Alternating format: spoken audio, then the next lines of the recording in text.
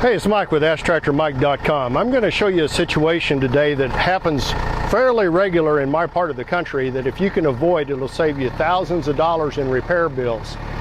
A four-wheel drive tractor will mow a lot of places with a rotary cutter, and one place it'll go is through a draw or a ditch.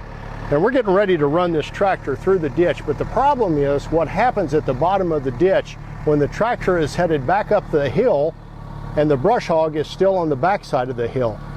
Now, you may notice I've taken the PTO shaft and the top link off of this tractor to illustrate what we're doing here to keep from damaging them. You'd still be all right there, but now when the tractor starts going up the hill, look at the bind that puts the brush hog in, the PTO shaft especially. Now you see, you could still be cutting, but you're going to be putting everything in a horrible bind.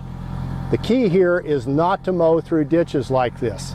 It can cause lots of damage.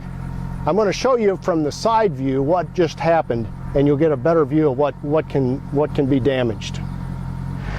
Okay, when we watch this operation from the side, we'll see the bind that can occur. Your tail wheel is coming out of the previous hill, and the tires of the tractor are going up the next hill, and that causes everything to be in a bind. So if you had the PTO going round and round here, watch what would happen right there. It would put it in such a bind that something has to give. And what does give in a situation like this? Well, if you're lucky, it's the PTO shaft, and it will bend the PTO shaft. You won't be able to separate it from that point forward. And then you have to go to your local dealer to get a PTO shaft. You may have trouble getting it off the tractor and getting the brush hog disconnected.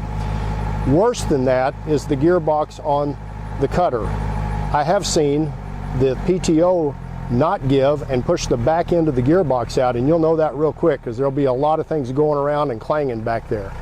Worse than that is breaking the PTO yoke off of the stub shaft yoke off of the tractor, and then you've got real problems.